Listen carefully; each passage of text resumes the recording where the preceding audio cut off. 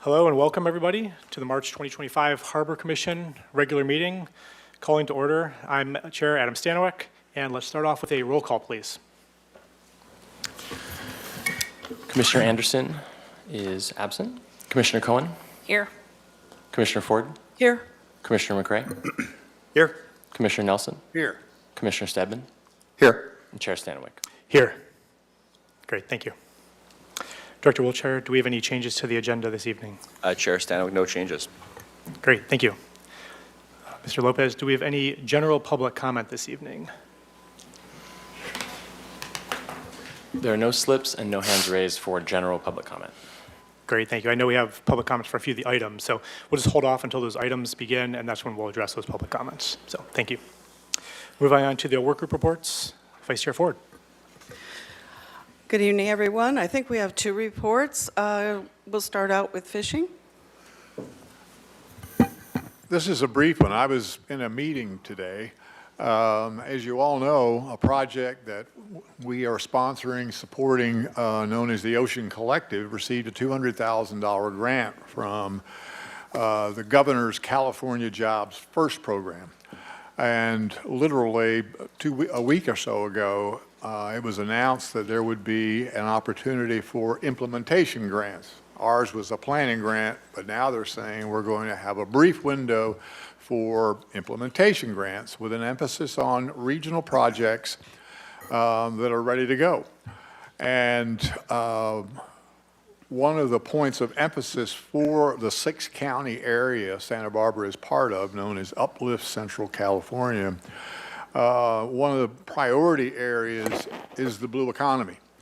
And there's a small working group of the 6-county group that includes us and Monterey and Ventura and Morro Bay and the folks from San Luis Obispo. And the deadline is the 26th for a letter of intent or a letter of interest. And the folks at the Uplift are trying to come up with a list of projects because the first phase is simply to submit a one-pager that identifies several projects that promote the working waterfront and are ready to go. So in my conversation, I recalled the fact that at one time, we bid out the ice house. And one of I guess the principal reason we didn't go forward with the bids that we received on that project was, in fact, we didn't have enough money. The appropriation was too small. It was well over the appropriated amount. but I'm assuming that Brian Adair in some shelf or some cabinet somewhere has got the bid documents for that. So I sent you, Director Wiltshire, the general outline for this project proposal, and I'm supposed to get some feedback in a day or two as to whether or not we could just put a couple of paragraphs to have our project in. No guarantee, none of that, but at least it would be a good project to go.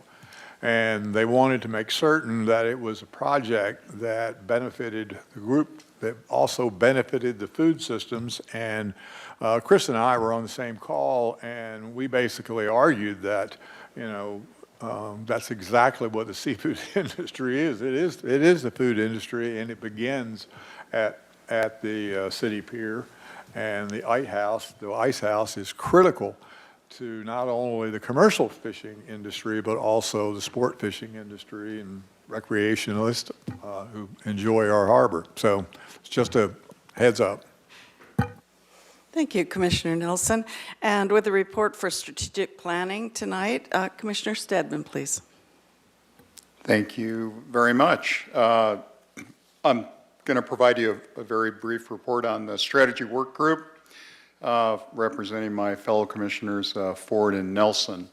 So we met on Thursday, March 6th for continuing discussion regarding the creation and progress of a Santa Barbara waterfront policy data dashboard, which will include a lot of information. For example, relevant sections of the local coastal plan, City Council priorities, Harbor Commission priorities, which were identified at our January 14th prioritization workshop, which include, briefly, this strategic plan update, the leasing policy review, commercial fishing policy, Ventura and Channel Islands comparison, the State Lands Commission, and ocean and environmental impacts. The waterfront mission statement, including revenues and expenditures, Harbor Commission functions, which is important for everybody up here right now, and the 5-year review of uses via the ocean-dependent, ocean-related, and visitor serving process for recommendation ultimately to the City Planning Commission. And then some additional key ongoing planning processes, which are the 2-year city budget process, the multi-year financial forecast, the annual priority setting workshop, which I already mentioned, and CORE, C-O-R-E, that's an acronym, performance metrics. Some members of the work group also on that same day attended the City Sustainability Council meeting, March 6th, right here in City Hall. And the subject matter of that meeting was the annual Santa Barbara Clean Energy Programs update. So if you haven't clued into that, might be a very good subject area for you to review. And then we met again yesterday, March 19th, with Director Mike Wiltshire, and reviewed and discussed the Harbor Master's research, which was excellent, of the Ventura Port District's business model and their visioning process. So the key point there, like here, is governance, again, of the local coastal plan. And additional salient points were discussed, including integration of the waterfront strategy planning, and therefore the Harbor Commission's responsibility to integrate with City Council's overall strategic process, including the state-mandated sea level rise adaptation plan. And then looking ahead, in April, we are going to be reviewing and trying to understand how to adopt a quantifying process in support of the existing leasing policy, and then completion of the dashboard that I mentioned earlier. So any other additional comments from my fellow work group members? No, thanks so much. Excellent. Back to you, Chair Stanwyck. Great, thank you. Okay, we're moving on from the work group reports to the consent calendar. We have 2 items on the consent calendar. Do we have any questions from any commissioners regarding that, or we can entertain a motion at this time to approve the consent calendar?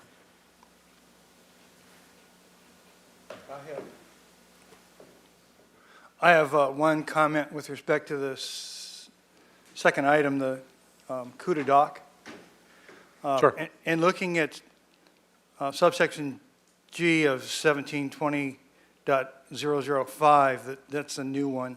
And there's some uses, some interchangeable uses of the word slip and slip permit. And I think it all looks great to me, except that I think that it would warrant, at some point along the line, somebody looking carefully at that and determining whether or not it's more appropriate to use slip permit in some of those cases where it says slip. I don't want people to have the misinformed impression that somehow they have more of a right to that space than a slip permit. Yeah, and staff can weigh in on it. Thanks for pointing that out, Commissioner McCrae. It's kind of been an important designation that we've strived over the years to confirm that there is no interest there. It is a slip permit. It was a little difficult in this case because when it was under a license agreement, we were using the word slip to kind of reference to the space, and we are converting them to slip permits. So knowing that this still has to go through council approval, our attorney review, so we'll comb through that and make sure that any reference to an actual slip permit is designated that way. Great, that sounds great. Thank you. Commissioner Cohen, do you have a question? Yeah.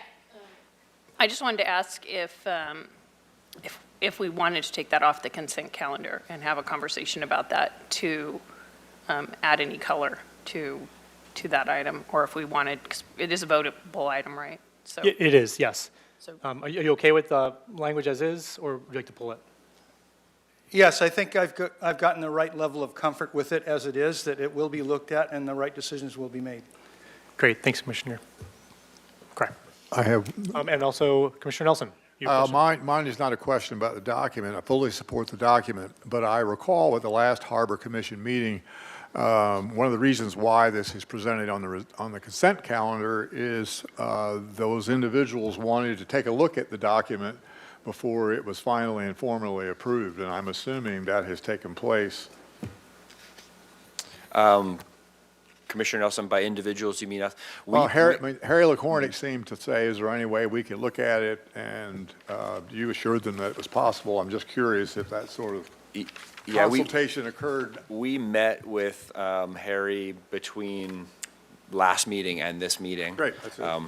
And talked about it, and this is a public document. It went out with the agenda as well. And so the reason it was on the consent calendar, because we all kind of agreed that we didn't make a lot of changes. We just wanted another chance for it to be aired publicly and for a discussion just like this.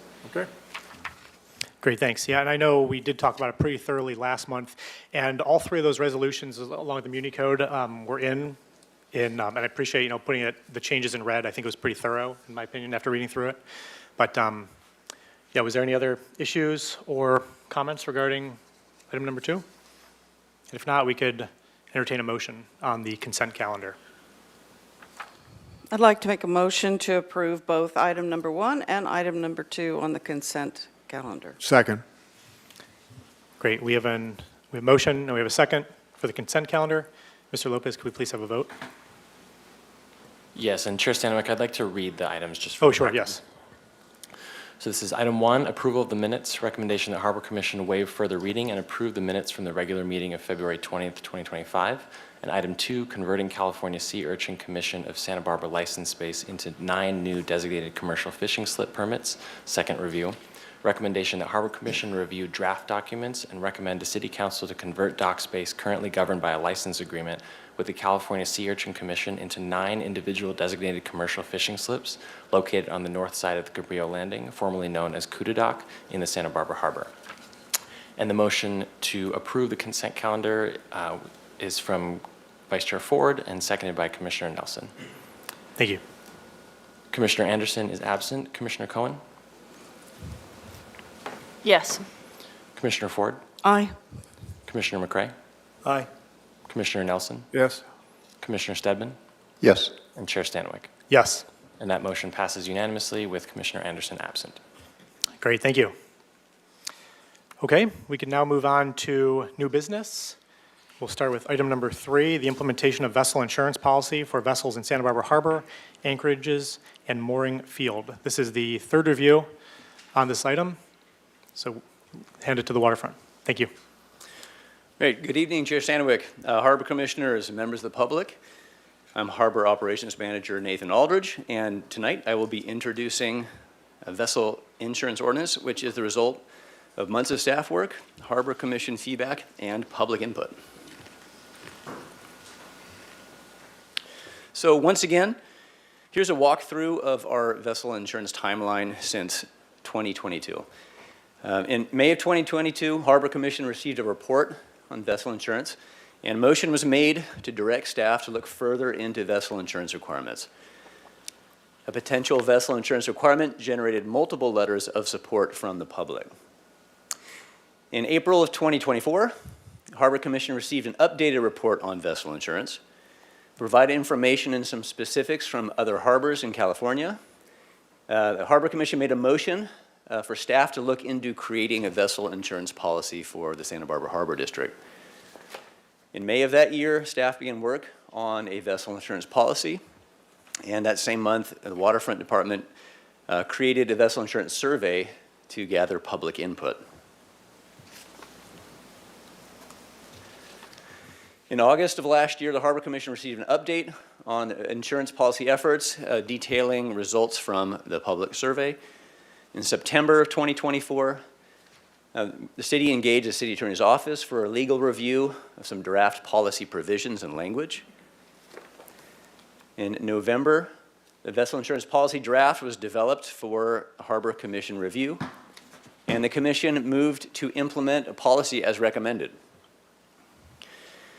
In January, beginning through this last month of 2025, staff took feedback from the public, Harbor Commission comments, and insurance industry, and revised the policy to reflect concerns. And this month, the final vessel insurance draft is ready for Harbor Commission review. So it's important to note that staff has listened to feedback from boaters, the Harbor Commission, and industry representatives. So what follows are some concerns as well as how they were addressed in this final ordinance. So to start off, one public comment made an argument that older boats should have an exemption from the insurance requirement. There are a few key points to keep in mind. To begin, a majority in our public survey said that any policy should apply to all vessels in the Harbor District. And in vessel insurance policies throughout California, there are no marinas or harbors that I know of that carve out exemptions for older boats. It's not industry standard. In fact, most marinas require both hull and liability insurance. It's not in the waterfront's interest or expertise to be the decider of what type of boat or in what condition should or should not need insurance. That is the role of the insurance industry, whose job is to evaluate these questions. There's also a suggestion the waterfront should accept a vessel survey in the place of requiring insurance. So once again, it's the role of the insurance industry to evaluate surveys when they issue a liability policy. So the concern is it was difficult to obtain hull insurance on older vessels, and our compromise and solution is that we will require only basic liability insurance, not hull insurance, which is attainable for most vessels. The second point was brought up that the minimum liability coverage of $500,000 was too high. And the solution was we would reduce the minimum liability coverage to $300,000. Just keeping in mind that there are many harbors in California that have a $500,000 coverage limit. In addition, they have upwards of $1 million for commercial vessels as well. The next concern is that naming specifically wreck or spill liability in the requirements could complicate policies or make them difficult to obtain. And so in speaking with members of the insurance industry, most of those are included in the policy, so we eliminated specifically calling out wreck or spill language in the policy. There was some concern about the mentioning of waiving of subrogation rights, and in consulting with our attorney, that has been removed.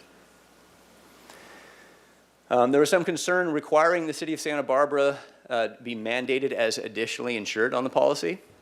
And so we softened that requirement to add the language of if only available from the underwriter. There was concern from a harbor commissioner when this last was discussed, about a 30-day requirement to provide proof of insurance may be too short. A concession was made to extend that to 60 days to provide proof of insurance. As an aside, some harbors only require 7 days, so they'll have a 7-day maximum. And then lastly, the concern is this is happening really quickly. We need some time to implement this policy if vessels are not insured. Keeping in mind in all of our information, the majority of boats are already insured in the Harbor District, but for those who do not have vessel insurance, this policy would not go into effect until January of 2026.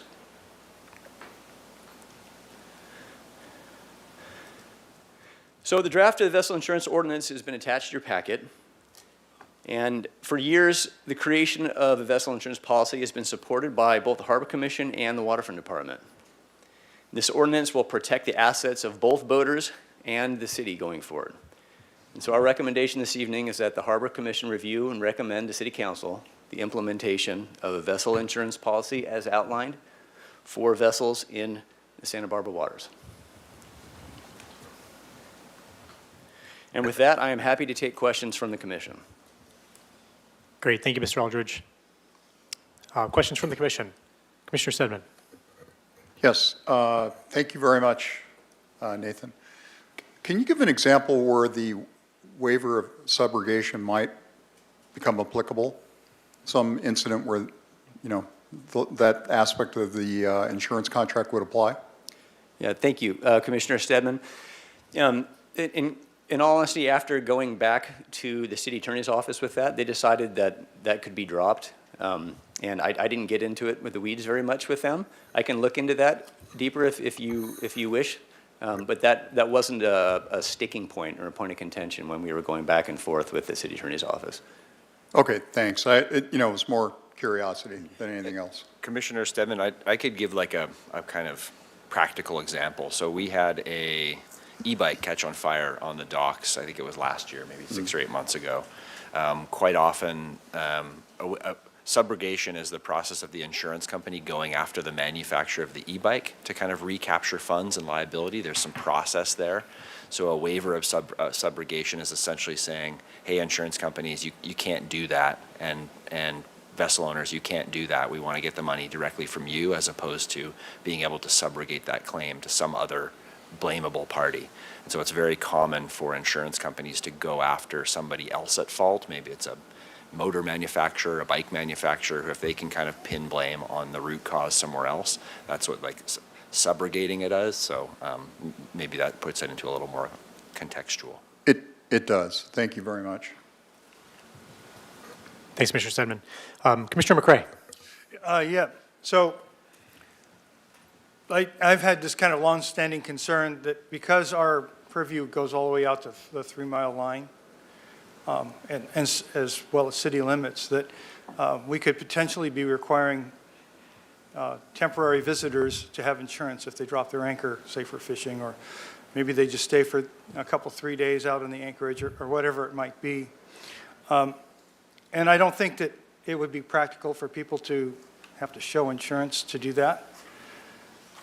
However, I note that there's a 60-day window in which they're required to show proof of insurance. Does that effectively give them up to 59 days to be able to anchor without insurance? Yeah, Commissioner McCray, that's an excellent question. And part of this, if you remember months ago into last year, the intention was to create some flexibility within the policy and specified by the language as requested by the waterfront director or his or her designee. And so upon request, the vessel must produce insurance. And so in what we used to say in Harbor Patrol law, letter of the law and spirit of the law. And so I don't see many instances of us demanding insurance if someone is anchoring in a situation or scenario like you're saying to produce insurance immediately. And so there is some flexibility baked into the policy to allow us to do and handle situations on a case-by-case basis like you just mentioned specifically. Yeah, things change over time. I'm just really concerned that it could possibly be, like, for example, say a fisherman who fishes locally here from our harbor decides that some other fisherman that comes from Ventura shouldn't be fishing in his spot out there within city limits, and so keys the mic and has you come out and check them for insurance. Is that a real potential possibility with the right set of personalities? Wrong set of personalities? Yeah, once again, I think that would be under the discretion of the waterfront to decide. I don't see that happening. I think most of the work has been to look at this document and try to be as flexible as possible with gaining the maximum amount of compliance with the most amount of the harbor users and the people who are here on a long-term basis. There's some flexibility, like we mentioned, if you look in the policy for, emergencies, people requesting safe harbor, once again, that's baked in to give us a flexibility. So we're not going to deny someone, coming in an emergency if they did not have insurance or so. But just your specific example, it's very rare to anchor out at 3 mile or farther, for an extended period of time. All the years I've been here, I haven't seen that before. And it's, as you know, the depth out there isn't really conducive to sitting on the hook for very long. So that would be a scenario I don't really see playing out. Exactly. I'm just thinking of people coming in and sitting in the lee of Santa Barbara for a few days at a time, potentially running afoul of some city ordinance that can be enforced by somebody who just doesn't like the look of them or something like that. And I just don't want to have that be an avenue to be pursued by people for their whatever ulterior motives they might have. Yeah, and So just if it were possible to pretty much guarantee that somebody could come in for the day or 3 days without having to prove insurance, I would have a greater level of comfort. Yeah, and just to speak to that, we try and enforce all of our municipal code as fairly as possible. The idea that either one of our officers or somebody would be misenforcing that based on their own personal preference, that's fundamentally disheartening in my mind. The idea that for us to practically process insurance, that to your point, that there's a kind of a 60-day grace period there. I mean, there's an administrative process and impounding that has to be required. And so there's really no practical or fundamental way that we can enforce an insurance policy within a 3-day, 10-day, 1-week window. It's just too short of a period of time. But we do want some discretion in the policy to be able to handle situations that may arise on the other end of the spectrum. If somebody's kind of weaving in and out of Santa Barbara waters or gaming the system on that other side, we want some discretion to sort of evaluate that vessel and figure out if we do need to kind of enact some process on them, and we want those tools in the policy to be able to do that. But I hear your concern. I don't share it, to be honest, because it's just practically really, really difficult to administer it in that short of a period of time. Thank you. Yeah, that was a great question, Commissioner McRae. And actually, while we're on that subject, I just have a quick question regarding emergency anchoring or mooring. Is there any kind of definition for emergency? Is that like gale force or small craft advisory, or just kind of curious how we can how we would define what emergency would be in that situation? Yeah, that's another part of the intention of this document was not to drill that down and specify exactly what that is, to create some flexibility based upon the nature of what that could be. It could be most of the intention was weather driven. It could be something where a vessel is coming in with significant damage and needs to stay in port for several days in order to effect some repairs as they're transiting north and going up through Conception, things like that. And so the idea was, and also part of the advice of, I think, the city attorney was to not be too specific about that and name it, because once again, that gives us some flexibility to be able to take those on a more of a case-by-case basis. But to get to your point, and that is weather-driven as well. Great, thanks for the clarification. Okay, Commissioner Cohen, question? Thanks. I have a couple questions. Thanks for the great presentation, and it's nice. I think this is new to put on here how many times something has been before the council, but maybe I've missed that in the past. But it's nice to know that this is the third time that this has come before us. A couple questions, just piggybacking on Commissioner McRae. in that situation, what would be the penalty? Like, let's suppose someone did come and, for whatever reason, they were asked to provide insurance and they didn't have insurance, and they're not someone that is within our harbor. Is there a mechanism for enforcement, or what is the penalty? Is it a fine? How does that work? Yeah, that's a great question. Thank you, Commissioner Cohen. The first tools that operationally Harbor Patrol would use, one would be a denial of permission to moor for a violation. Other one would be an impound. So part of our municipal code gives Harbor Patrol officers the authority to impound any vessel that's in violation of the municipal code. And I remember this coming up months ago in another context when we were talking about Harbor Patrol. And the question was, does this happen all the time? And of course, the answer is no. If you're throwing excessive wake or operating at 6 miles an hour rather than 5 in the harbor, we're not impounding vessels, for every violation. Once again, the spirit of the law versus the letter of law is really important, when officers are out there doing their job. And oftentimes we have an educational first approach and posture when we interact, and Harbor Patrol officers interact with the public. And so I am imagining that a lot of the rollout of this will be educational for harbor users, and educating in what the requirements are and how to conform. Our full intention is, once again, to try to bring as many vessels as possible into this program. And part of the slide that I mentioned and spoke to the different concerns that were brought up by commissioners and members of the public was a way to try to do that.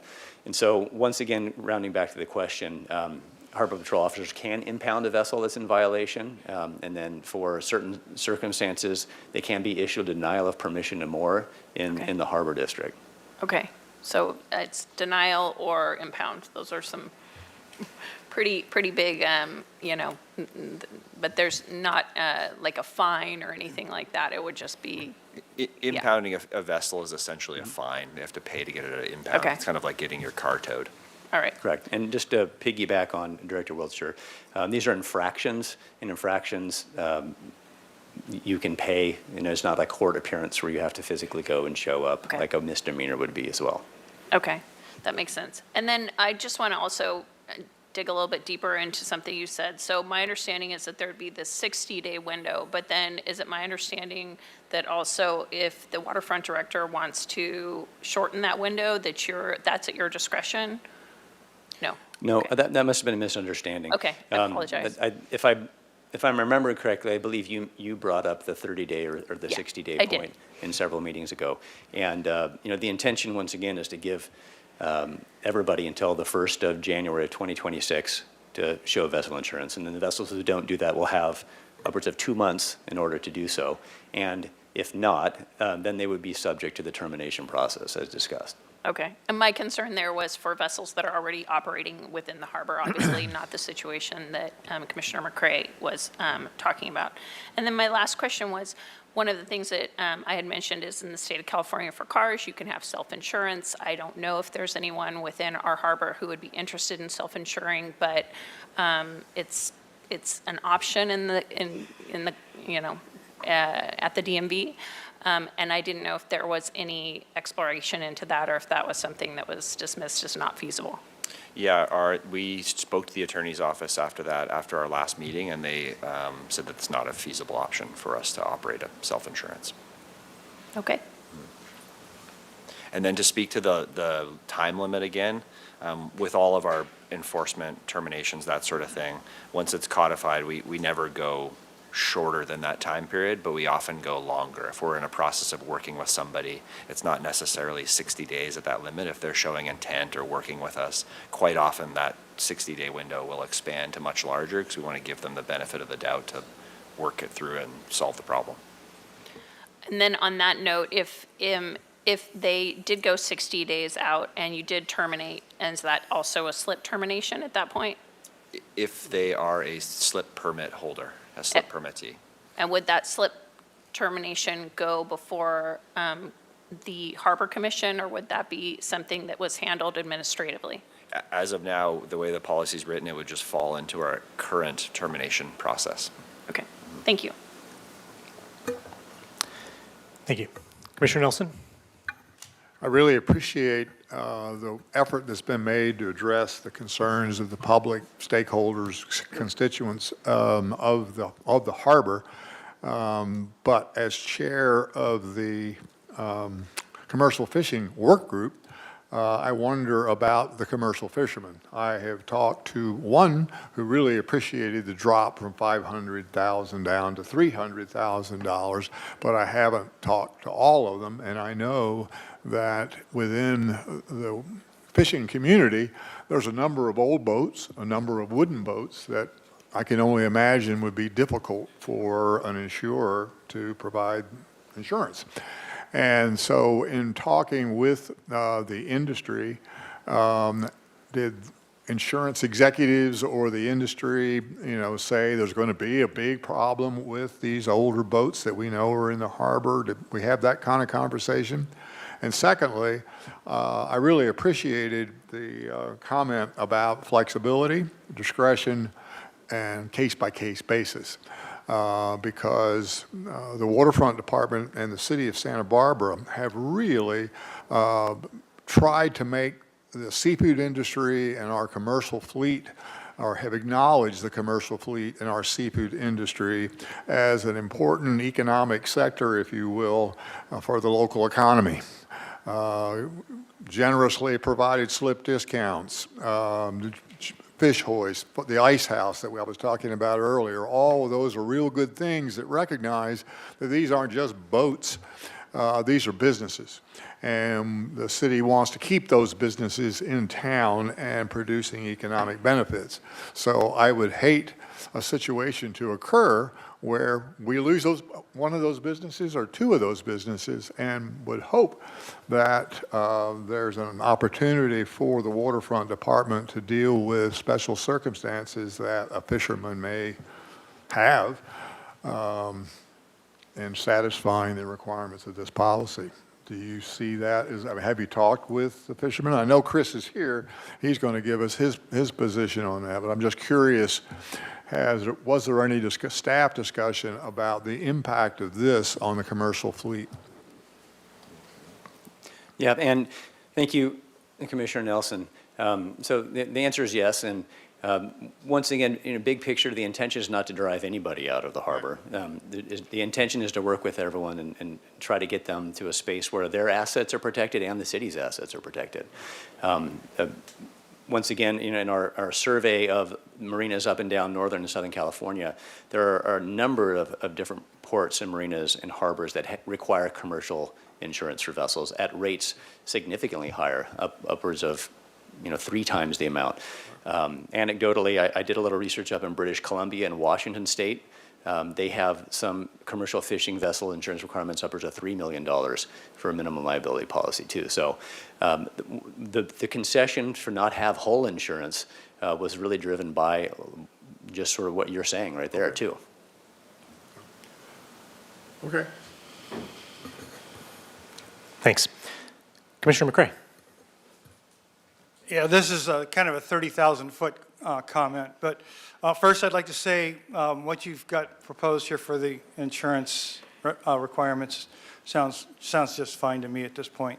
But I do want to comment that I have a distinctive aversion to overly restrictive regulations being put forward where the expectation is that they really wouldn't be enforced as sort of under the guise of a tool in the toolbox. My sense is that if you have a regulation on the books, it's there because you expect to enforce it. And that's all I really want to say about that. And this does not appear to be that way. Thank you. Thanks, Commissioner McCray. Do we have any other questions on this topic from the commissioners? Chair Stanowicz, I just want to offer up the chance for public comment on this if there is. Yep. Yep. Cool. Sorry. Great. I believe we have 3 speaker slips for this, so we can move on to public comment. We have 3 speaker slips were submitted, Chair Stanowicz, Jeff McFarland, Chris Voss, and Matt Wilson. Jeff McFarland, you can come up to the podium. Mr. McFarland? Yep, go ahead. You'll have 2 minutes. Great. I'd like to speak to the older vessel issue. And older vessels aren't necessarily old, dilapidated wood boats. I mean, what the insurance industry calls an old vessel is a 30 to 40, maybe 50-year-old boat, 1980s. Our harbor's full of those. And this mandate may be difficult for some of those, especially the smaller boats that are owned by people with less resources, may be difficult for them to obtain insurance. There's been a distinction made between hull insurance availability and just liability insurance. My reaching out into the insurance world has found that there's most of the common carriers, Progressive, Geico, Allstate, they don't care whether it's hull or liability.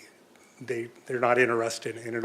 If your hull was put up, before a certain date, they just don't want to talk, period.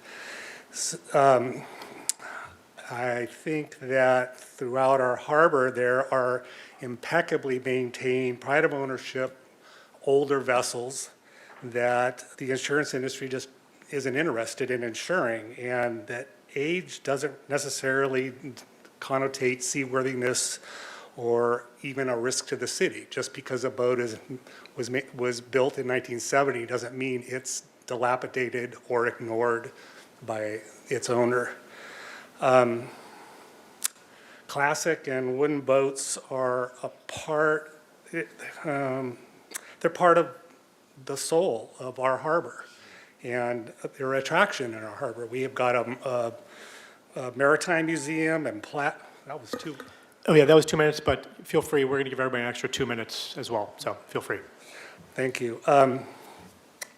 We celebrate our history, our maritime history in Santa Barbara, and I think it would be a shame because of the dictates of actuaries in insurance carriers to end up with a harbor full of just shiny white fiberglass boats because, this 32-foot wooden sailboat is uninsurable, and there's really nowhere for them to go. If they have to leave Santa Barbara, they're looking at dumpsters maybe. I don't know. Or you can go to specialty insurance companies and at great cost insure them. So I'm not saying that it's a hard no, but some people just aren't going to have the resources. And I wanted you to reconsider the idea of giving some flexibility to the harbor department to have, in lieu of an insurance policy, to have a accredited marine surveyor do an annual survey of a boat. They could be in water, out of water, preferably in water, and to ensure seaworthiness, that it's maintained, that it has safety systems on it. It could be a marine survey that could be presented to the harbor in lieu of insurance that is unobtainable. It's kind of like a safety measure. Like if they don't have any other, if they're looking at saying, look, you've got to get your boat out by the end of the month. And they're like, well, where do I take it? And it's like, it could be a mechanism. I just want you to consider that. Because I don't think anybody wants to be evicting boats. Right. So thank you for the extra time. Yep, thank you for the comment. Move on to the next public comment. Mr. Voss. Good We'll give you 4 evening, minutes if you need it. Thank you. Good evening, Chair Stanowick and Commissioners.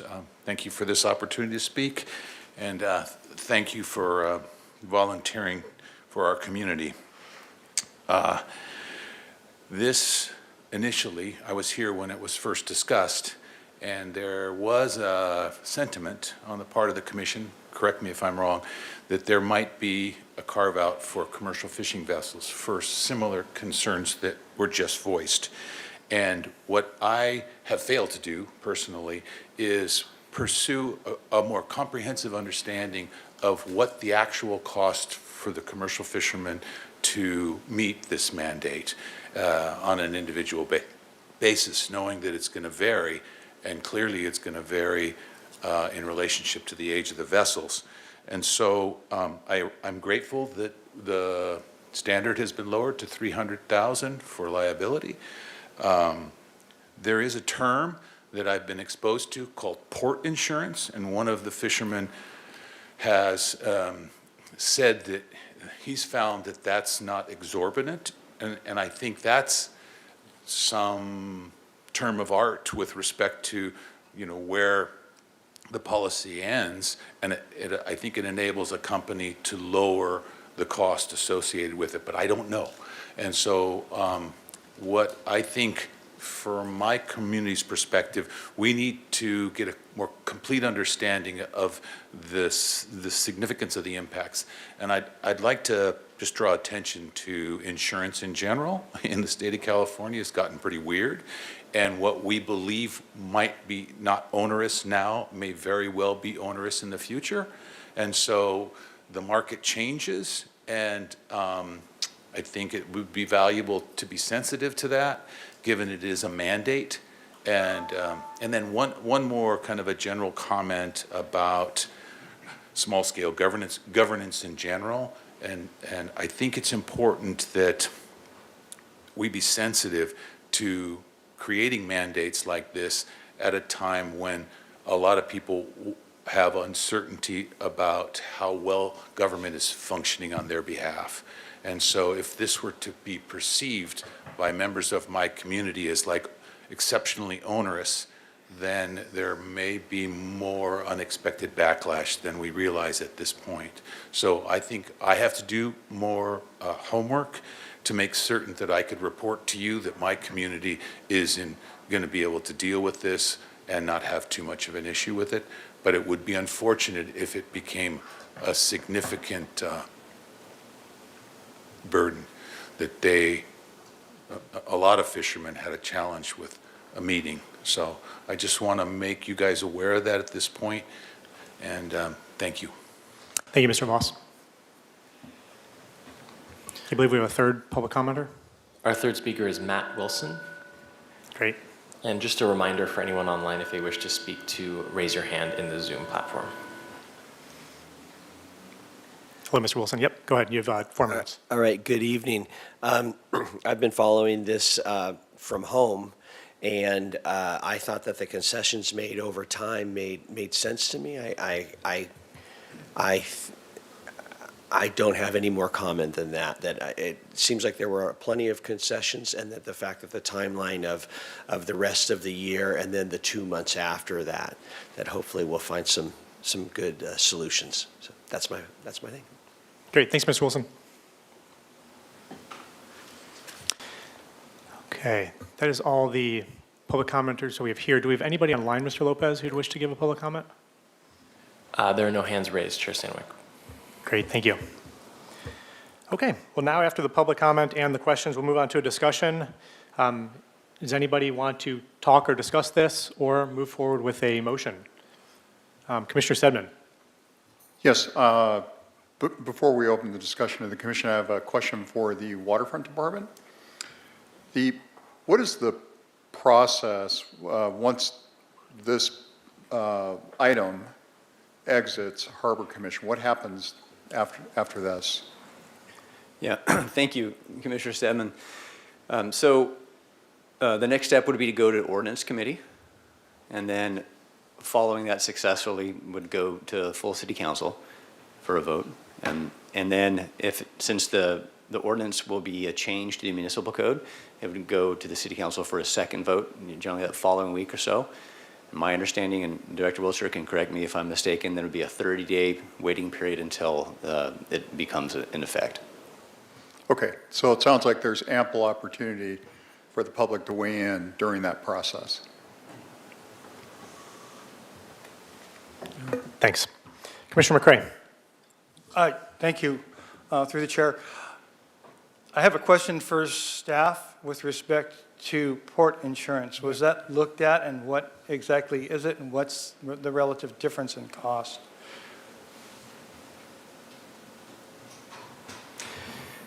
Yeah, I'm familiar with policies where some vessels, and I believe commercial vessels up north and Monterey or Santa Cruz have sort of almost like an insurance collective. I don't know how much that differs or is similar to what Mr. Voss was referring to.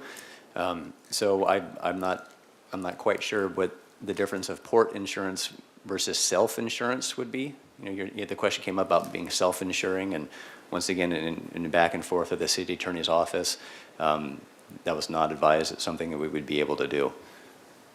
But I do know that there are groups of commercial fishermen that do pool together almost, you know, in a group and interact with an insurance agency on behalf of a sort of a network, but it does sort of rest upon all of them sort of behaving and allowing to sort of work well with each other in terms of policy limits and changes, and they have to all kind of agree and go along with that as a group too. But that is an option in the insurance industry here for commercial vessels.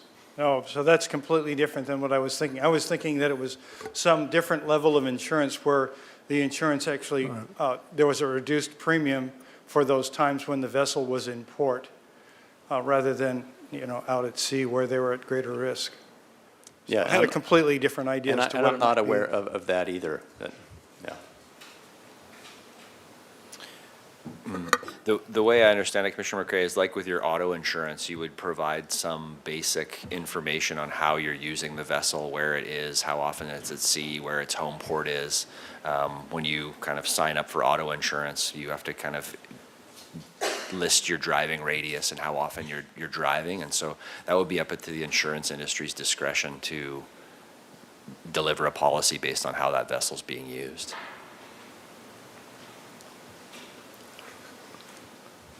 Great, thanks.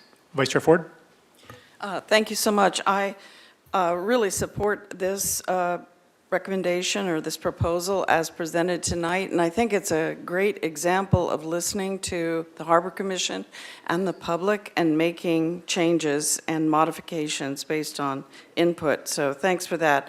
I wonder if you said, or if you have a fairly good idea of what percentage of slip holders / boat owners have insurance already? Yeah, Vice Chair Ford, thank you for that question. That's something that we attempted to ascertain at both sort of informally and through our survey to slip holders in Marina. I can look back exactly to find that number. I believe it was included in the staff report in possibly June of 2024. I can look back to get that exact number for you. It was a majority of the respondents, which is a combination of slip permittees and anchored vessels and commercial vessels who respond to that. So I can get that exact number for you probably right after this meeting if you'd like. But it was a majority of the respondents who already had insurance. I'm glad to know it's a majority. Thanks. Commissioner Cohen? Thank you. Question for staff, two things. One, I am hearing, at least from the fishing community and from some of the people that have older boats, just a fear of not being able to get insurance. And so two questions. One is, you know, I think that my understanding is what we're asking is not unattainable, right. And I'm just wondering what type of, if we've actually talked to the insurance industry, and I realize that there's all sorts of sizes of boats, but about for a smaller vessel, what that cost would be if we know what that's going to look like. And then secondly, like, I'm just wondering if there is going to be outreach or a pamphlet or something that we're going to provide to people so that we can ease that fear, so that they can know what the resources are, so that if they've called Geico and maybe Geico doesn't offer what they need, maybe we can say, hey, that's not really the best resource. This is actually the best resource. So I'm just wondering if that's part of this, and if it's not, can it be? Yeah, thank you.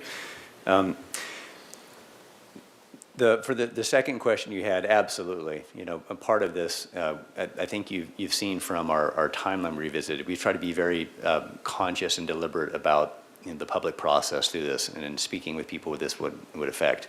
And so anytime there is going to be a rollout of a major policy change like this, the informational piece, once again, is going to be really critical. And so I've spoken to someone who works as sort of a broker in the insurance agency who represents at any given time upwards of a dozen different sort of marine insurers. They all have sort of different specialties, clientele, locations, but my understanding, and once again from talking to him, he was based primarily out of Newport Beach and San Diego and Marina del Rey. Went open from Southern California, San Diego, all the way up to Arcata and Crescent City. We are in the vast minority of harbors and marinas and ports that do not have this as a requirement. So yeah, I am very sensitive to the instances and the examples of certain people being anxious about their ability to obtain insurance, but it is not impossible. My just sort of quick informal check of people I know who have sort of smaller sailboats here.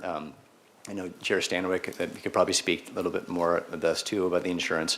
It could range from $150 a year to that low to very expensive, large, very newish yachts, upwards of $1,000 a year, and everywhere in between. So it is obtainable, and we're one of the very last marinas to sort of get there. Thank you. Thanks, Commissioner Cohen. Commissioner McCray. Yeah, I just want to comment. Mr. Voss, he spoke to there being a lot of older commercial boats, and honestly, there's a lot of older commercial fishermen. My sense is that this is an industry that's under a lot of duress. It's under pressure from all kinds of areas. I think Fish and Game Commissioner Darius Anderson put it as death by 1,000 cuts. And I just would hate to discover that this was a deep cut for the commercial fishery to be able to meet the objective of having insurance that fulfilled the requirements here. So I'm hoping that there's some flexibility to look back at this, should that turn out to be the case. We need to have new, young, strapping lads and ladies come into the fisheries and be willing to make a go of it and be successful, and build new boats, replace their boats, just as the Harbor Patrol has just done, you know how important that is. When I look out at that fleet and it's just taken for granted that they're all older boats, it tells me that there are some challenges economically for this fishery as it is. Thank you. Thanks. Commissioner Nelson? I'm curious about how the Waterfront Department, if the commercial fishermen decided to look into and pursue a port insurance or a group insurance policy, is the policy that was before us today flexible enough to accommodate a group insurance policy as a way of addressing what Merritt and I are expressing concern about?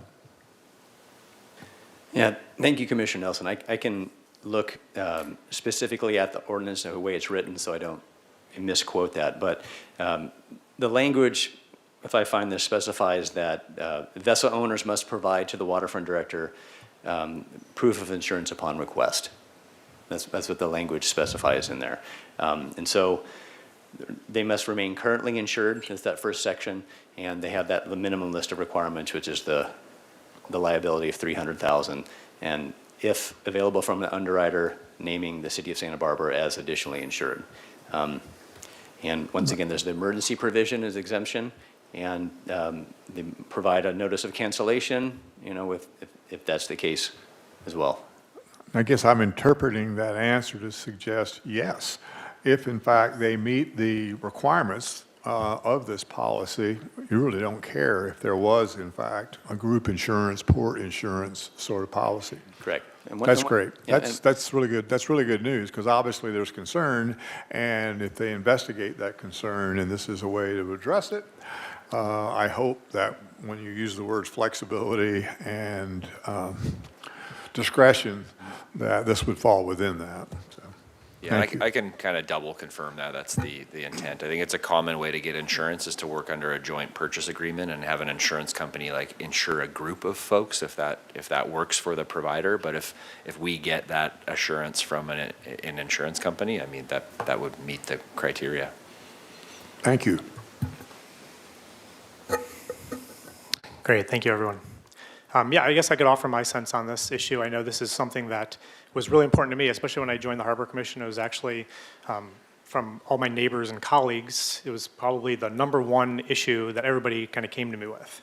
And to me, I'm not one to have people or force people to buy something, but I think really what it comes down to is exactly what is being proposed. It's liability. It's being accountable for your actions. So I think we are in the right way going in that direction for liability, which I think is great. Also, too, just want to speak towards a lot of the people who currently have insurance in the harbor. I'm a slip holder and a boat owner, and reviewing the policy, I realized that as of now, I wasn't in compliance with the policy. I have until January 2026 plus 60 days. So I got on the phone this afternoon and called my insurer. And #1, I was able to add the city of Santa Barbara as additionally insured, free of charge. And I was able to increase my liability to $300. And they billed my credit card right away. And I hung up the phone and I said, wow, that was really quick. I looked at my phone and it was a 9-minute phone call. So just for everybody out there who is thinking about this policy, it is not by any means to be exhaustive. I did it this morning and it was super easy. So just wanted to point that out. But also too, as a boat owner, I think too many times I've seen visiting boats come in and hit other boats. I've seen boats sink in the slips full of diesel. I've seen boats wash up ashore on East Beach, and the excavator coming in and cleaning it up and using California Save Grant money to do this. Once again, not taking accountability for this action. So I think this policy is great. I understand the opposition of it. I think there's definitely some small issues, but I think what we have before us is a really good compromise. And so with that, I do think that really it is a matter of time. I think it's a matter of time before we do have a big fire like we've seen the last year or two in Santa Cruz or San Clemente. It's a matter of time before we have a negligent boater hit the wharf. Some big event like that, and then all of a sudden everybody's pointing fingers and saying, well, why didn't we have insurance? And I think right now we have two choices before us. I think we vote on it now and move it forward, or we wait until this big event happens and it comes back to us and we vote on it then. So that's kind of how I feel about the policy. I'm in favor of it, and I'm happy to kind of see it move on. Yes, Commissioner Stedman. I just want to piggyback on the chair's comment. In my first year in this appointed position, we did have a negligent boater hit the wharf. He crashed right into it, knocked out 2 pylons, and we had to have an appeal hearing here. So it happened right away in my experience. Thanks. Do we have any other comments or questions or deliberation? Or I believe at this time it would be right to entertain a motion as well. Commissioner Cohen. I'll make a motion to push this forward. Great, we have a motion by Commissioner Cohen to approve the policy. Do we have a second? Second. We have a second from Vice Chair Ford. Yes, I agree. Mr. Lopez, can you please read the policy and for the commission? Yes, this is recommendation for item 3, implementation of vessel insurance policy for vessels in Santa Barbara Harbor, anchorages, and mooring field. Third review, recommendation that Harbor Commission review and recommend to City Council the implementation of a vessel insurance policy as outlined for vessels in Santa Barbara waters. Great, thank you, Mr. Lopez. We have a motion on the floor as well as a second. Do we have anybody who'd like to speak towards the motion?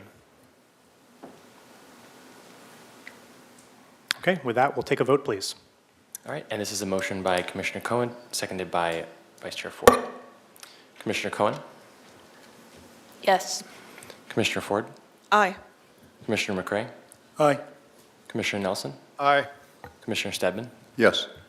Commissioner Anderson is absent, and Chair Stanwyck. Yes. And that motion passes unanimously with Commissioner Anderson absent. Great, thank you.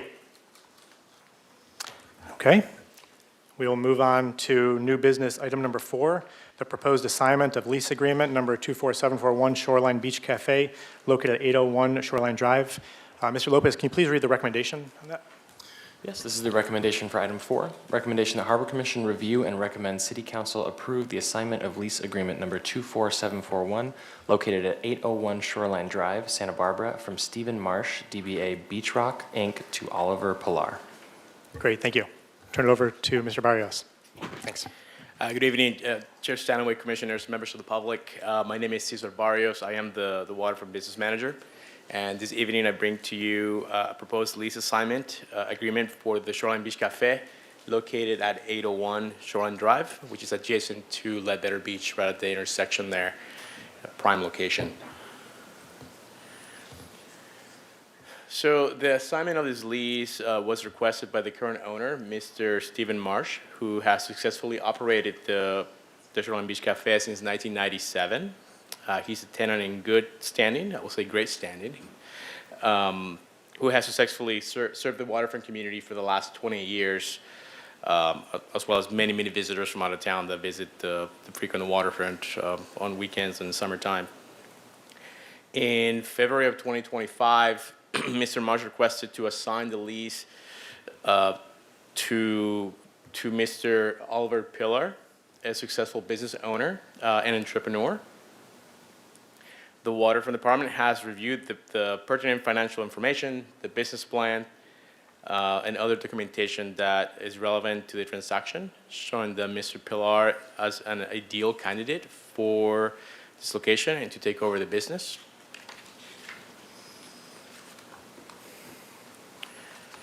So here I provide additional background on Mr. Oliver Pilar, who happens to be here tonight as well. He has over 20 years of experience as a successful small business owner in the hospitality business in New York City and the real estate space here in Santa Barbara. Mr. Pilar has experience in hospitality and has roots in Manhattan, New York City, where he owned and operated successfully an award-winning Manhattan restaurant and lounge that has been featured in several magazines in New York City as well as London. We will be very happy to have Mr. Pilar as a tenant moving forward. And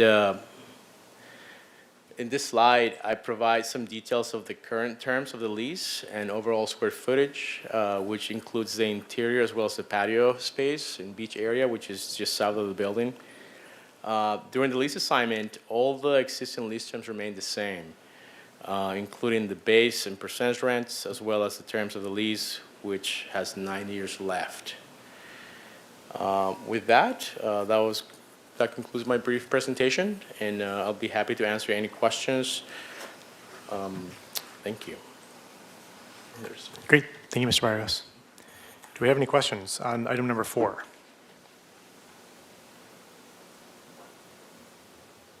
I don't have any questions, but Mr. Pilar would like to speak to us. Is that appropriate to ask him what his vision is for that great location? Sure. My wife was born and raised in Santa Barbara, and her whole family's here, and that's what brought me here as well. I think the cafe is amazing as it is, and I plan keeping the name, keeping the people there. I think it's amazing, and so definitely some improvements on making the food, maybe some more healthier options and things like that, but I think it's a great place, and I can't wait for the opportunity to run it. Thank you. Thank you. And Commissioner, I can follow that up with that Mr. Pilar and his wife met with Cesar and I, and very timely, very solid business plan, has provided us everything in a very timely and professional manner. So we definitely look forward to working with him as a tenant. It's great news. Thanks. Okay. Do we have a motion to move this forward? I make a motion to move this lease conversion forward, or Great. conveyance forward. We have a I motion- second. We have a motion by Commissioner Nelson, a second by Commissioner Stedman. Mr. Lopez, can you please do I'm sorry, Commissioner Cohen, did you have a question? In an abundance of caution, I'm going to recuse myself from this. Okay, Okay, we will have we'll have a roll, or a vote, please, Mr. Lopez. This is a motion by Commissioner Nelson, seconded by Commissioner Stedman to move forward with the proposed assignment of lease as outlined in Agenda Item 4. Commissioner Ford? Aye.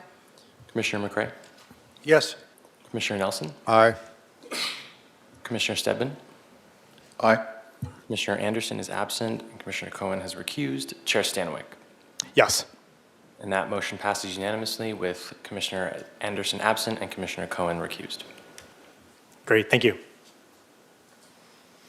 Okay, we can move on to item number 5 of new business, conduct request for proposals for a 167 square foot harbor office lease space located on the second floor at 125 Harbor Way, number 21. And Mr. Lopez, can you please read the recommendation? Yes, this is a recommendation for item 5. Recommendation that Harbor Commission A, approve the initiation of a request for proposal RFP process for harbor office space located at 125 Harbor Way, number 21, and B, designate an RFP work group to oversee the tenant selection process. Great, thank you. As you all noticed, there's item number A and B, so we'll split this up into 2 votes going forward. Great. Move on and give it to Mr. Barrios again. Thank you, Mr. Chair. So as mentioned, I bring to you today a request to initiate a request proposal, also referred to as RFP, for the office space located at 125 Harbor Way, Suite 21, in the commercial area. So as we're pleased to announce that an office space will be available starting May 1st. This is a rare occasion. This is the second floor, Suite 21, ocean facing, upstairs. It's a 167 square foot office space. It's perfectly suited for a small business to operate from this location. We have several interested parties throughout the harbor that will be a perfect fit for this office. The proposed base rent is to be determined with the current, So every time we do a new lease renewal or go through an RFP, we kind of start from scratch and see what's on market. However, the current rate is $4.13 per square foot per month, which is around market. Please note that the new tenant will need to comply with the parameters of the local coastal plan, as our goal is to rent out the space to an ocean-dependent type use, type of business. So here you have the visual of the office. So it's, if you look at the cursor where you see the red, it's right above the Ocean Air Electronics and the mail center. It's a great location.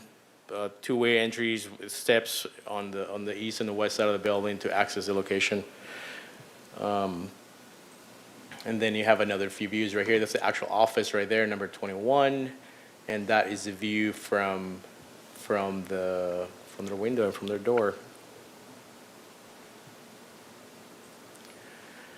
So the next steps in the tenant selection involve a process or structure approach to this process to ensure that the most suitable candidates are selected for the available space. First, we request that the Harbor Commission establish a request for proposal work group tasked with overseeing the tenant selection process. At the same time, or in concurrence, the staff will draft and release an RFP packet with the specifics of what's required of the business. As I mentioned on my previous slide, primarily we're looking for an ocean-dependent business, and secondary will be an ocean-related, as described in the local coastal plan. Once the proposal is submitted, they will all be reviewed by both the waterfront staff and the RFP work group. And ultimately, a recommendation for the chosen tenant will be presented back here at the Harbor Commission for approval, and subsequently, that will give us direction to negotiate a lease, and then we'll bring it back to the commission to get their approval, and then eventually go to City Council for final approval. So the proposals will be evaluated based on several key criteria to ensure alignment with the harbor community's goals and of the departments.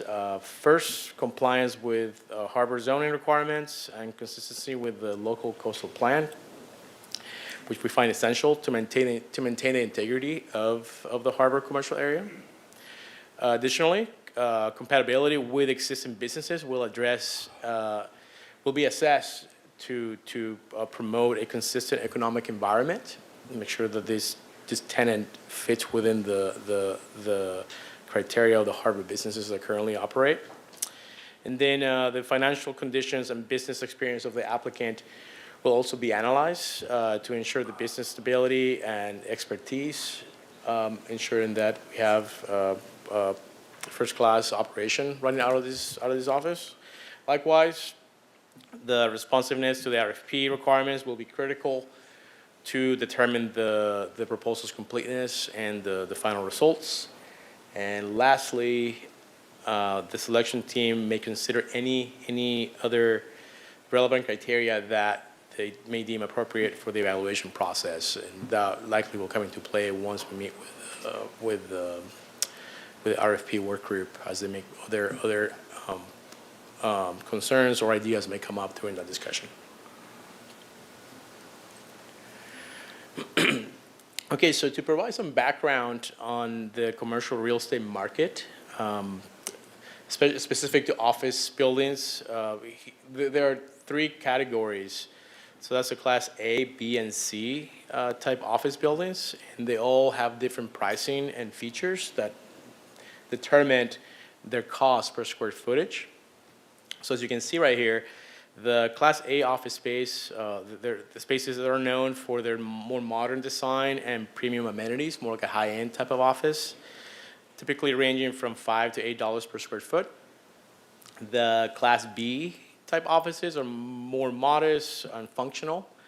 They provide cost-effective options, and they range between $3 to $5 per square foot. Then the Class C offices, often found in older buildings or less desirable locations throughout the cities, offer the most economical option, costing between $2 and $3 per square foot. For context, this data reflects the Los Angeles and Southern California region, not necessarily not specific to Santa Barbara, but looking as we've been working with firms in town, trying to determine what is the best cost per square footage. It appears that we are within the margins of what it should cost. So, as I mentioned, the data indicates that the office rent per square footage is in line with the current market rates. We classify this office as a Class B type of office, and the cost is $4.13 per square footage. That's the current rate of this location. So that's in the range of B. It's between $3 and $5. So next, I move on to the recommendation, and that is for the Harbor Commission to form a RFP work group to oversee this process, and also for staff to be able to move forward and start drafting this RFP. And with that, I'll be happy to answer any questions you may have. Great, thank you, Mr. Barrios. We do have a question from Commissioner Nelson. I'm curious, when you say a work group, you only want the work group to review after all the work is done. The RFP is developed, it's released, and you're going to make recommendations to the work group as to what you want, as opposed to including the work group in a review of the RFP before it's released. Is that your intention? Commissioner Nelson, no, the intention is to include the work group Great. through the process. That's really great news.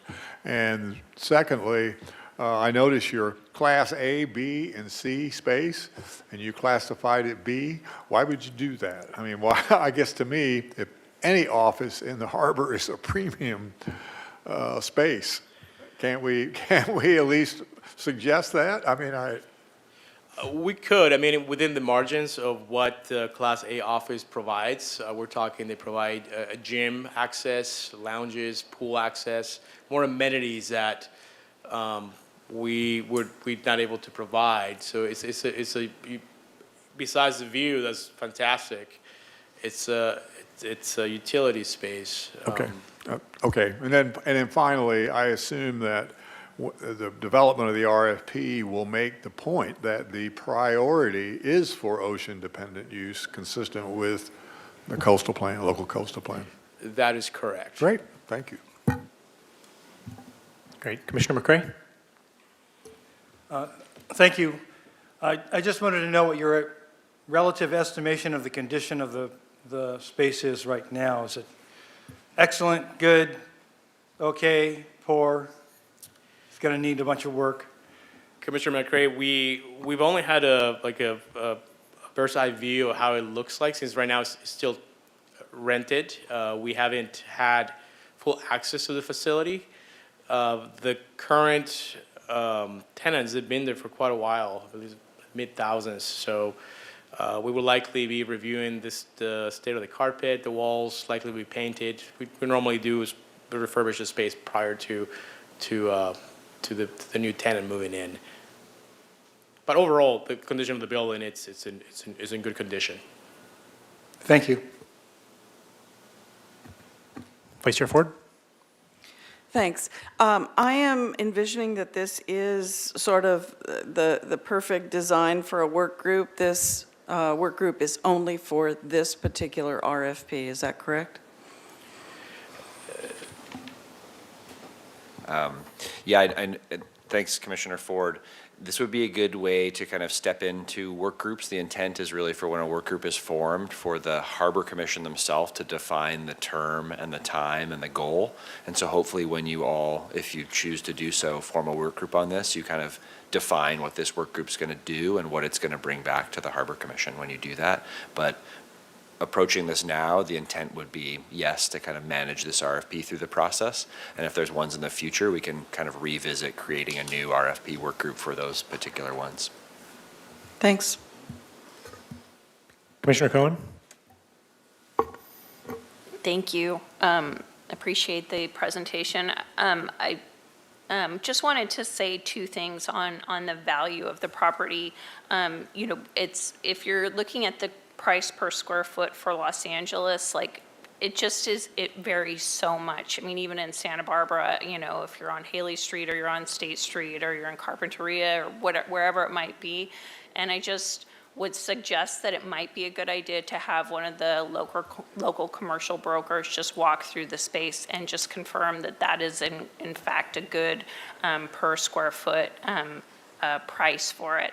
The other thing I'll say as someone who's, you know, done quite a few leases for commercial spaces, that usually there's a price for the rent, and then there is a separate price that is for your utilities and your maintenance costs and all of those types of things, especially in Santa Barbara, your triple net costs. And I know that here when we rent a building, or the city, it's usually just a gross lease, and all of those things are included. So I would just add that if you're looking at just the lease cost and you're not looking at what those other costs are, which are normally a couple dollars per square foot, then you're really missing part of the picture too, in terms of what would be comparable if someone was looking at space in other areas of Santa Barbara. So those were just two things that like kind of jumped out at me when I was looking at it. Thank you. Thank you. Commissioner McCray? Yeah, just given Kate's question, I wanted to just clarify that this is an ad hoc work group with everything that goes with it. Correct. Thank you. Great. Well, without any other questions, I believe we do have one public commenter on this. Mr. Lopez, can you introduce the public commenter? Yes, Chair Stanhope, we have one public comment, John Payne. Hello, Mr. Payne. Good evening, Mr. Chair, Commission, and staff. I've spoken with some of you before a couple of times with my desire for a little bit more of this coveted space, and so specifically, I'm pretty excited about this opportunity because it is directly below or above. I'm below, however it is. I'm Ocean Air underneath, and Ocean Air has been in that location since the 70s. It's one of the longest serving marine electronics shops, and we took it over in 2014 or 2015, and I wasn't aware you guys remodeled it before because I remember doing it myself down there. We replaced we took out, I mean, it was a little bit dead on the vine. The previous owner was not really tech savvy, let's just say, which wasn't working out so good. So the space underneath, we totally have revamped. We've really grown the business. It's, twice the size of the upstairs office at 300 square feet, and I utilize it. I just had to write a little note. We have a showroom. We are dealers for most contemporary electronics. We're an accredited EPIRB service center, so people send us EPIRBs from all around the West that we service at night. We have an eBay and a recycling sort of program we run. I have 3 work desks in there for answering phones, emails, and so on. We're a UPS shipping and receiving center. I mean, that's just been a godsend for the business, for us, number one, but also for the harbor at large. We're able to network with our other peers. We work very closely with Harbor Marine Works Boatyard. We have a workshop embedded with them. We work at the Sea Landing, at the Sailing Center. Today we worked on the new radar for Boat 3. In any event, I'm told I should be more generally appreciative that these spaces are incredibly valuable and they really, really need to stay in service to the boats. There's a lot of great retail there and it's wonderful, but these boats take a tremendous amount of work. And much like commercial fishery is an older scene, so is my technical staff. I mean, imagine bringing in a young person to work in Santa Barbara right now. So I'm in the position where I have a really successful company that I'm working in.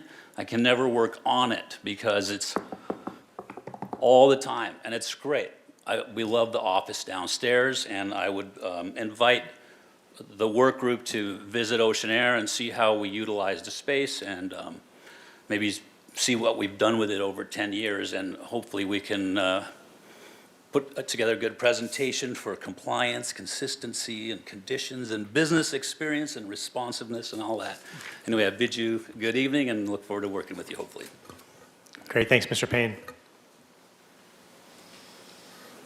Okay, do we have any discussion regarding item number 5? Okay, without any discussion on item number 5, we have 2 votes. So we would entertain at this time a motion on item number A of new business item number 5.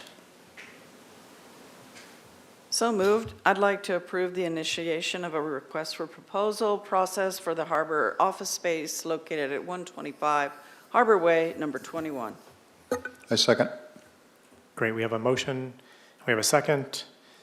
Mr. Lopez, can you please read item number A of number 5? Yes, this is 5A, recommendation that Harbor Commission approve the initiation of a request for proposal process for harbor office space located at 125 Harbor Way, number 21. Great, thank you. And we have a motion and we have a second. Can we please do a vote on item number A? Yes, so this is a motion by Commissioner Ford, seconded by Commissioner Steadman, to approve the recommendation as described in agenda item 5A. Commissioner McCrae. Aye. Commissioner Nelson. Aye. Commissioner Steadman. Aye. Commissioner Anderson is absent. Commissioner Cohen. Aye. Commissioner Ford. Aye. And Chair Stanwyck. Yes. And that motion passes unanimously with Commissioner Anderson absent. Great, thank you. We can now move on to item number B, as it relates to item number A, to designate an RFP work group to oversee the tenant selection process. Obviously, this is subject to the Brown Act, so we would need 2 to 3 commissioners who would be on this RFP. I know at least one overzealous commissioner who I recommend. But does anybody like to recommend someone or volunteer for the RFP committee? I volunteer. And/or recommend Commissioner Cohen if she's open to it with her experience. I have some obligations right now with family that are taking a lot of my time. I'm going to politely, and thank you for the vote of confidence, but I'm going to say that I absolutely can't right now. I would be honored to be a member of the work group. In fact, I want to brag about the fact that Merritt and I were the RFP committee that handled the Santa Barbara Landing RFP. So those are my credentials. That's right. Nice work with that, guys. So we have Commissioner Stedman is interested. Yes. Commissioner Nelson is interested. Do we have a third? We can have up to 3 on this.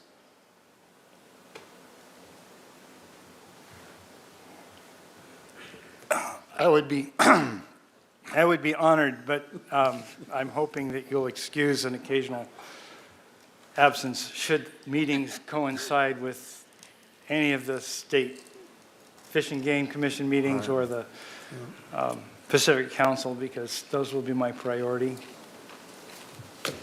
Okay. I believe 2 is all we need, but if 3 would be better. Is that a yes or? Yes. Okay. All right, with that, we have 3 volunteers. Do we have a motion to designate an RFP work group to oversee the tenant selection process?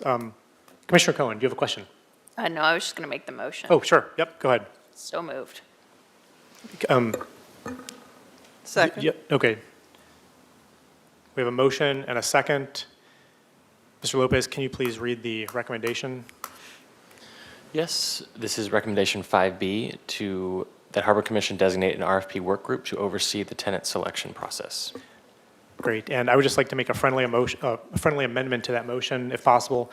Designate an RFP work group to oversee the tenant selection process, which includes Commissioner Nelson, Commissioner Stedman, and Commissioner McCray. Is that okay with the motion? Yes. Yes. Great. Okay, we have our RFP work group formed, and we have a motion. Can we please have a vote on item number 5B?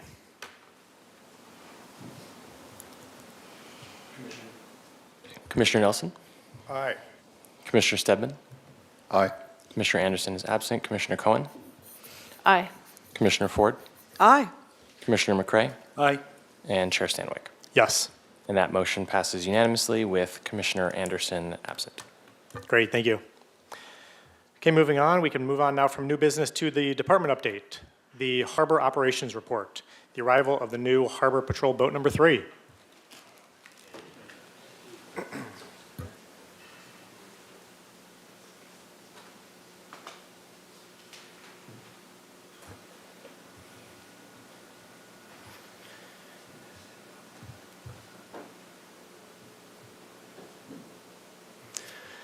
All right, good evening, Chair Stanwyck, Harbor Commissioners, members of the public. Once again, Harbor Operations Manager Nathan Aldridge. And for our Harbor Operations Report, I'd like to briefly celebrate the arrival of the new Harbor Patrol vessel. On a sunny Saturday morning, on a sunny Santa Barbara morning earlier this month, a crowd of over 100 people watched the Waterfront Department welcome our newest vessel to the fleet. The christening ceremony was attended by members of City Council, Harbor Commission, city leadership, Harbor Patrol officers, members of the Santa Barbara Fire Department, and members of the public. As is tradition, Mayor Randy Rouse successfully broke a bottle of champagne on the bow just after 8 in the morning to bless the boat as it was officially splashed into the harbor. So a lot goes into a vessel replacement project. Planning to replace the old Boat 3 started back in the year 2022 with hundreds of hours of research, conceptual planning, and a lot of back and forth with boat builders. Moose Boats was the chosen builder in 2023, and the 18-month construction process began that fall. With the boat now in the water, Harbor Patrol officers have begun training with the new systems, firefighting platform, propulsion, and technology. I'd like to again express my gratitude for the vessel replacement fund element in our budgeting process, without which it would be impossible to make a build like this happen. This is a boat that is built to serve the harbor and the public, and feedback on the vessel's performance so far has been fantastic. The rescue and firefighting services this new boat will provide is truly second to none. And with that, I'm happy to take any questions from the commission. Great. Thank you, Mr. Aldridge. Any questions from the commission? Yes. What happens to the old boat?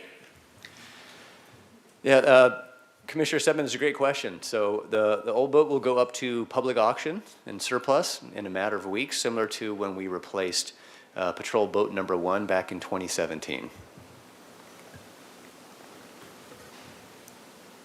Great. Vice Chair Ford? Thanks so much. The christening ceremony was great, and I was reminded again that, as many of you know, sailors are very superstitious folks, and so it was great that we went through the process and that the bottle broke. And you may be aware or not that the Titanic did not have a christening ceremony. And also, another superstition is that you should never whistle on a boat, because if you whistle on a boat, you're challenging the wind to a competition. Nice. Well said. Any other questions regarding the harbor operations report? Oh, Commissioner McCray? I just want to note that, you know, it's bad luck to be superstitious. Thank you. All right, great. Thank you all. Okay, looks like we can move on now to Commission Staff Communications. Director Wiltshire, is there any staff communications? Nothing pertinent, just to enjoy spring break for those who are off with school and kids and all that, so. Great, thanks. Any commission communications? Vice Chair Ford? Yes, thank you. When Commissioner Stedman and I attended the City Council's Sustainability and Resilience Committee meeting, we did find out that the Coastal Commission is meeting here on April 9th, 10th, and 11th. It's kind of a real coup to get the commission here. And Megan Harmon suggested that as many people come as possible. The meetings all start in the morning at 9:30 at the Hilton. Great, thank you. Commissioner Nelson, do you have communication? Yes, and this is sort of a request that staff consider looking into Robert Rules of Order. I was concerned that, I guess 2 months ago, that the commissioners had questions that couldn't be answered in public comment. And so I'm figuring, we want to make sure that all the commissioners' questions are answered before we approve an item. So I started to do my usual, Google research and saw that the Robert Rules of Order have been revised to allow a commission or body like ours to go into what is known as a committee of the whole. And in a committee of the whole, the rules are relaxed and questions can fly back and forth between members of the public as well as members of the legislative body. So I guess what I'm suggesting is, could we look into using that, or not using it, but having it available to us in the event that the commissioners have got more questions but aren't allowed to ask those questions because it's in public comment. If by going into committee of the whole, they could ask those questions, then I think we would have a more robust conversation, and the information that is sought by commissioners could be, satisfied. So it's just I'm not saying do it. I'm just saying it'd be nice if we could look into it. Thank you. Great, thank you. Vice Chair Ford, did you have something to Can add? I just clarify? Sure. That you're talking about Robert's Rules of Order rather than the Brown Act? Yeah. Okay. Because we were reminded that we were sort of abusing the public comment portion of the agenda by trying to ask questions of those who offered public comment. So all I was trying to do is figure out a way that the commissioners could, in fact, if they wanted to, they could go in, what they do is you can't vote in a committee of the whole, but you can go into the committee of a whole session like you would a closed session at a city council meeting. And you would go in, you'd have the robust discussion, and then you would come out of the committee of the whole, and then you could vote on it or go forward. Just something to look into, that's all. Great, thanks, Commissioner Nelson. Commissioner Stedman, did you have something to add to that? Yeah, I have a quick question for both of you. So what are the governing rules? Are they Rosenberg's or Roberts? Director Wilshire, do you want to take that? You know, for anybody. That's a good question. Historically, the city has followed Robert's Rules of Orders. It's really just kind of a guidelines to govern a public meeting. So we take our lead from council on that. There's been some push to move toward Rosenberg's Rules of Order, which is kind of a more like condensed version of Robert's Rules of Orders. So I think the city is officially now under Rosenberg's Rules of Orders, but I can forward those to you. Great, thanks. Yeah, I actually have a copy right here, so if you guys want to take a look after, yeah, we can look at Oh, that. you just happen to have a copy? Deal. Okay. Yeah. Thank you. All right. We have one more Commissioner Communication, Commissioner McCray. Yeah, I am not quite sure about this, but being participants in other meetings, I do believe that we are allowed, through the chair, to ask a clarifying question of not only a presenter, but of a public commenter. However, in general, it's a bad idea to engage in a lot of it, and it's up to the chair to make sure that things don't really get out of hand with this back and forth. So I believe there is an opportunity at a regular public meeting. However, it probably should be used sparingly. Yep. I concur with Commissioner McCray. Agreed. Okay, we have to go on. Okay. Any other communications? With that, we move to the end of the agenda for adjournment. Do we have a motion to adjourn? So move. We have a motion to adjourn. We have a second. And we can do a vote on this. All in favor? Aye. Aye. Any opposed? Any abstained? Great, thank you. Meeting adjourned.